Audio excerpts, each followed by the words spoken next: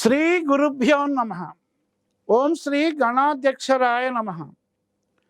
శ్రీల సొబగుగాంచు చెల్వారు ధరణిలో ఎవని కరుణ సిద్ధులెసగుచుండు అటి దేవుదలచి హర్చింతునాత్మలో విఘ్నరాజు గొలువ విఘ్నమున్నే. ఈరోజు అద్భుతమైనటువంటి శ్రవణ మాసంలో ఆధ్యాత్మిక ప్రబోధంగా ఐ న్యూస్ ఛానల్ వారు ఆధ్యాత్మిక ప్రగతి మార్గంలోని ఆనందదాయకమైన విషయాలను, ఈ శ్రావణ మాస విశిష్టతను గురించి తెలుసుకోవడం చాలా సంతోషం. ఎందువల్లంటే ఐ న్యూస్ అన్నటువంటి ఛానల్లోని ఐ అనేటువంటి పదంలోనే ఆధ్యాత్మిక దాగి ఉన్నది. అనగా ఐ అనగానే ఆత్మ చర్చు. అటువంటి ఆత్మ చర్చువు యొక్క ఆత్మ పురోగతికి ఆధ్యాత్మిక మార్గంలో మనము తెలుసుకోవలసిన విషయాలు ఇటు ప్రాపంచికంగా అటు ఆధ్యాత్మికంగా తెలుసుకోవడానికి ఈ ఆధ్యాత్మిక ప్రగతి చైతన్య మార్గంలో మనం అద్భుతమైన విషయాలను చెప్పుకోవడానికి నవగ్రహాల అధినాథుడైనటువంటి సూర్యనారాయణుడు నాడు నవబ్రహ్మలలో ఒకడైనటువంటి మరీచి మహర్షి కుమారుడైన కశ్యప ప్రజాపతికి, అలాగే దక్షుని కుమార్తెలలో ఒకటైన అతిథికి జన్మించినటువంటి దేవతా స్వరూపంగా మహావిష్ణు అంశగా సూర్యనారాయణను చెప్పుకోవచ్చు. అలాగే నవగ్రహాల్లో చంద్రుడు చంద్రమో మనసో జాత అంటారు. అందువలన చంద్రుడు నవబ్రహ్మలలో ఒకడైనటువంటి అత్రి మహర్షికి, అనసూయలకు జన్మించిన వాడుగా, అత్రి మహర్షి యొక్క తేజో కాంతి ప్రభావంగా దేవతలు రాక్షసులు పాల సముద్రాన్ని చిలికే సమయంలో పాల కడలిలో ఉదయించినటువంటి చంద్రుడు పాల సముద్ర జన్మవాసిగా ప్రకాశవంతంగా ఉంటాడు. అందువలన ఈ విధంగా నవగ్రహాలు 84 లక్షల జీవరాశుల పైన ఖగోళం నుంచి ఆ కాంతి ప్రభావం చేత జీవరాశుల పురోగతి ఉంటుంది. కాబట్టి ముఖ్యంగా మనం ఈరోజు చెప్పుకునే అంశంలో మాసాలు, మనకు 12 మాసాలు ఉన్నాయి. కాబట్టి మన తెలుగు వారికి చాంద్రమానంగా చంద్రునికి సంబంధంగానే మన నెలలు, తెలుగు నెలలు ఉంటాయి. అందువలన అలాగే ఒక్కొక్క నక్షత్రంలో చంద్రుడు ఏ నక్షత్రంతో కూడితే తిథి ఉంటుందో ఆ తిథికి ఆ నెల పేరు వస్తుంది. అంటే తిథి అనేటువంటిది సూర్యుని బట్టి వస్తే, నక్షత్రాన్ని బట్టి చంద్రుడు ఉన్నదానికి రాశి అని, సూర్యుడు ఉన్న ప్రదేశానికి లగ్నం అని అంటాం. ఆ విధంగా కృష్ణపక్షము శుక్లపక్షం అని రెండు విధాలుగా చంద్రుని గురించి మనం చెప్పుకునేటప్పుడు చంద్రుడు అమావాస్య పోయిన తర్వాత శుక్లపక్షంగా పున్నమి నాటి చంద్రుడుగా అభివృద్ధి చెందడం శుక్లపక్షం అయితే, అమావాస్య తర్వాత వచ్చేది శుక్లపక్షం అయితే, పౌర్ణమి తర్వాత వచ్చేటువంటిది షోడశ కళలతో నిండిన పౌర్ణమి చంద్రుడు పున్నమి నాడు ఉంటే, ఆ పున్నమి తర్వాత వచ్చేటువంటిది క్షీణ చంద్రుడుగా అమావాస్య వరకు వస్తుంది. కాబట్టి నవగ్రహాలలో ఇటు సూర్యుడు అటు చంద్రుడికి 180 డిగ్రీల సరి సమానమైనటువంటి దీంట్లో ఉంటాడు. కాబట్టి ఈ భూమి ఆకాశాల మధ్య ఉన్నటువంటి ఒక ఆకర్షణ శక్తిగా ఆ ప్రభావం ఈ జీవరాశులపైన ఉంటుంది. అందువల్లనే మన మానవులకు కూడా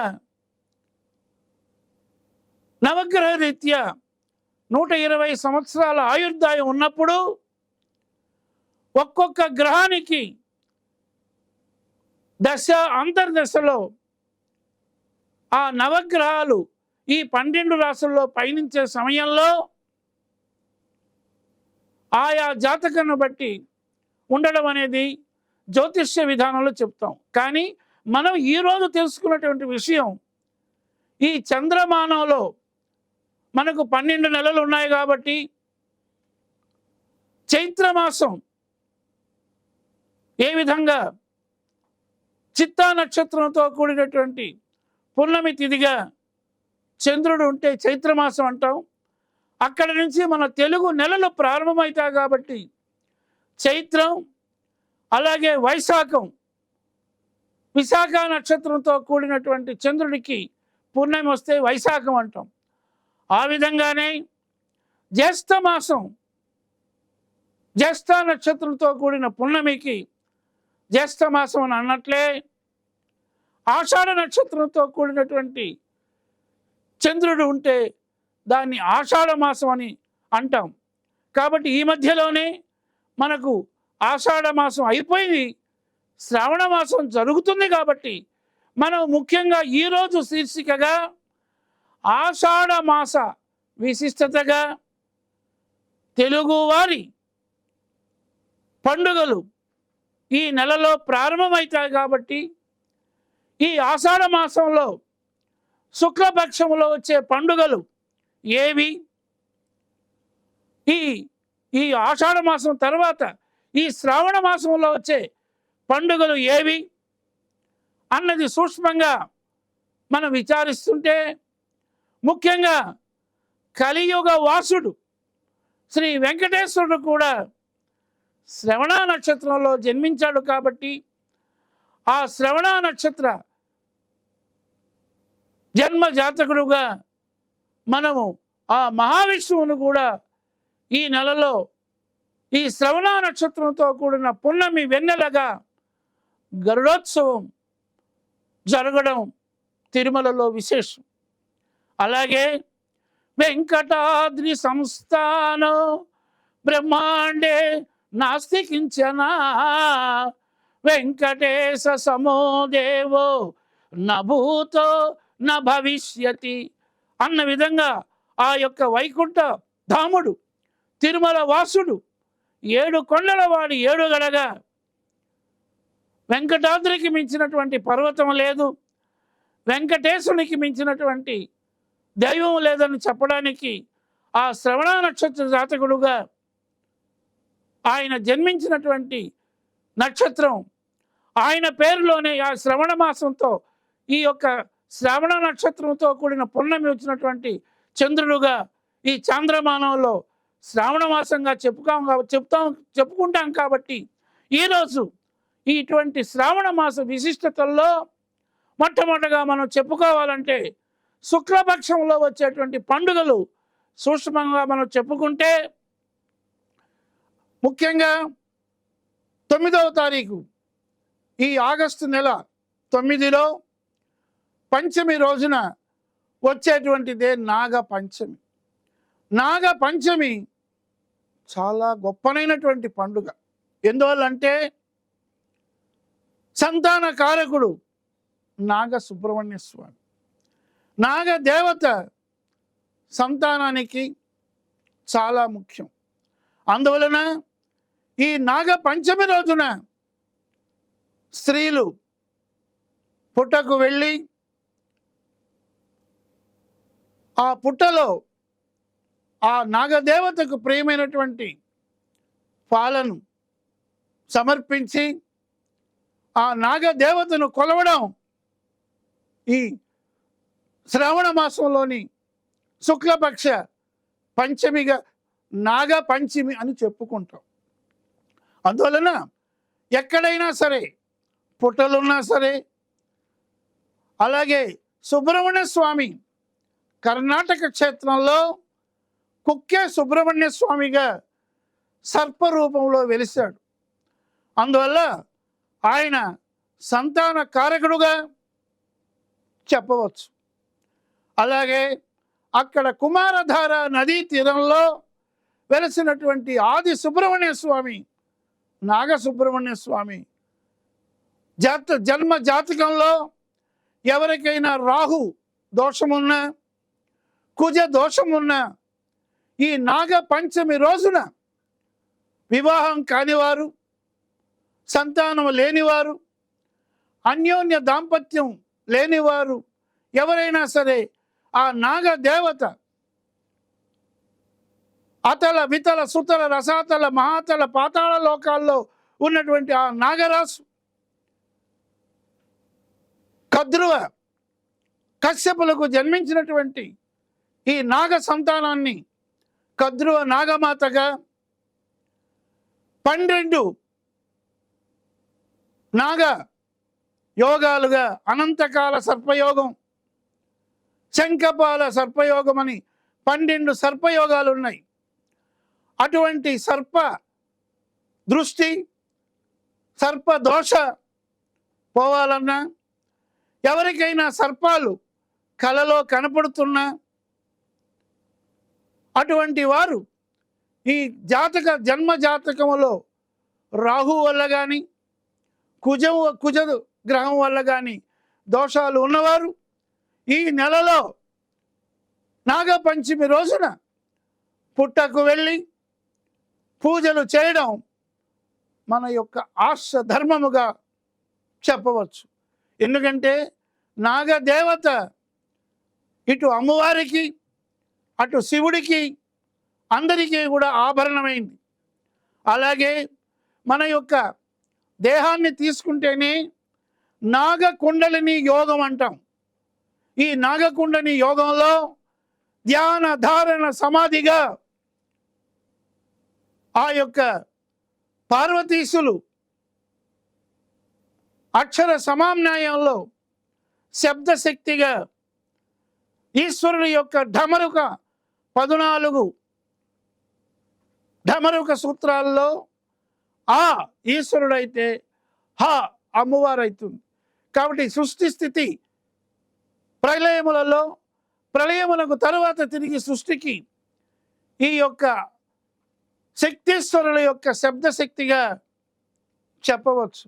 అలాగే ఉన్నటువంటి షట్చక్రాల్లో మూలాధారంలో ఆది గణపతి, ప్రమద గణపతి మూలాధార శక్తిగా, అటు తరువాత సుబ్రహ్మణ్య స్వామి కుండలిని శక్తిలో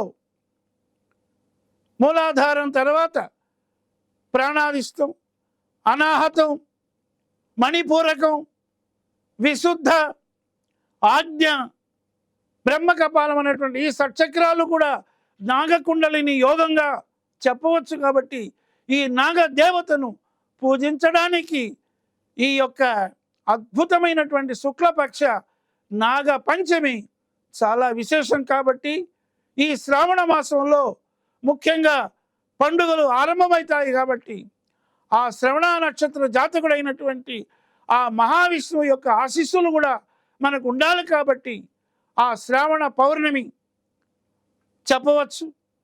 అలాగే ఈ నాగపంచమి ఒకటి, అలాగే పున్నమికి ముందు వచ్చేటువంటి 3వ శుక్రవారం నాడు లక్ష్మీదేవి పాల్కడల పుత్రి దేవతలు రాక్షసులు అమృతాన్ని చిలికేటప్పుడు వాసుకి సర్పాన్ని తాడుగా మందర పర్వతాన్ని కవంగా చేసిన సమయంలో ఆ యొక్క కూర్మావతార స్వరూపుడైనటువంటి మహావిష్ణు మందర పర్వతం మూసినప్పుడు ఆ యొక్క మందర పర్వతం చిలికే సమయంలో అమృతం వచ్చింది కాబట్టి ఆ అమృతంలో నుంచే పాల్కడలి చిలికే సమయంలో లక్ష్మి కూడా వచ్చింది.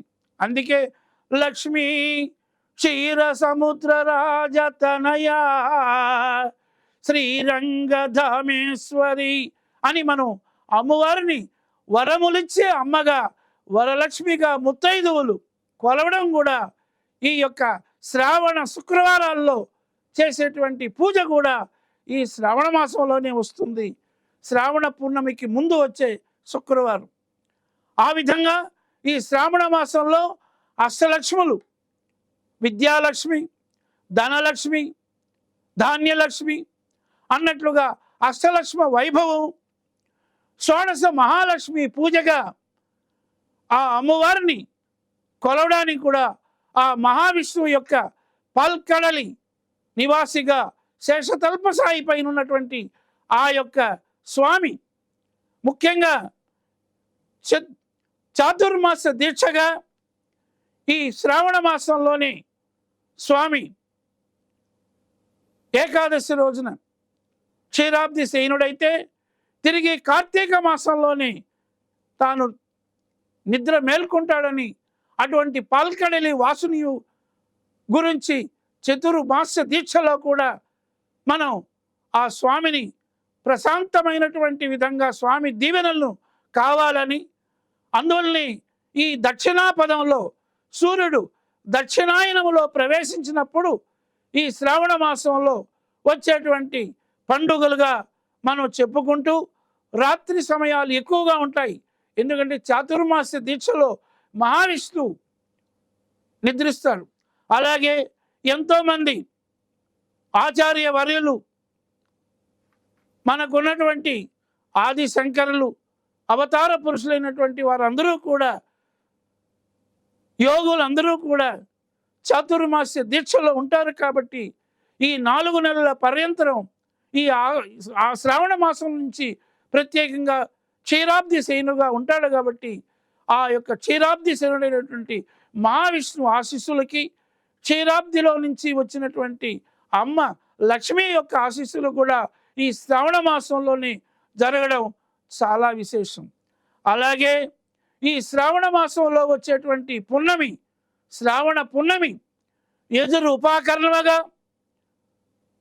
గంధ్యములు యజ్ఞోపవీతములు మార్చుకొని ఆ సూర్యనారాయణునికి అర్పణగా గాయత్రి, సావిత్రి, సరస్వతి అన్నట్లుగా ఆ యొక్క గాయత్రి మంత్రాన్ని పఠించడంలోనూ యజ్ఞోపవీతమును మార్చుకున్నట్లో కూడా ఈ శ్రావణ పున్నమి చాలా విశేషంగా మనం ఓం భూర్భువస్సువః తత్సవితుర్వరేణ్యం భర్గో దేవస్య ధీమహి ధియో యో న ప్రచోదయాత్ అన్నటువంటి ఆ సూర్యనారాయణ యొక్క గాయత్రి మంత్రాన్ని కూడా జపించడానికి, కొత్త యజ్ఞోపవీతాన్ని మార్చడానికి మనం చేయవలసినటువంటి శుభ అశుభ కార్యాలన్నిటికీ కూడా ఆ యొక్క పితృదేవతల ఆశీర్వాదం, శుభమైనటువంటి విషయాల్లో కూడా ఎన్నో పూజలు చేయడానికి కూడా ఈ యజ్ఞోపవీతం యజురు ఉపాకర్మగా కూడా ఈ శ్రావణ మాస పుణ్యం ఉంది. అలాగే చివరగా చెప్పాలంటే సోదరుల యొక్క ప్రేమ బంధానికి కూడా ఈ రాఖీ పున్నమ శ్రావణ పున్నమిగా చెప్పబడుతుంది.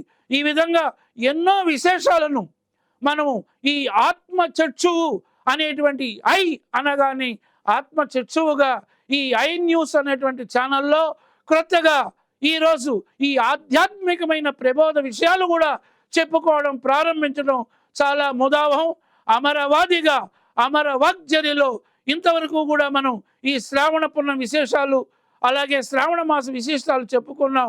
స్వస్తి ప్రజాభ్యాం పరిపాలయంతాం న్యాయేన మార్గేణ మహిన్మహీనాం గోబ్రాహ్మణేభ్యో శుభమస్తు నిత్యం లోకా సమస్త సుఖినో భవంతు. స్వస్తి.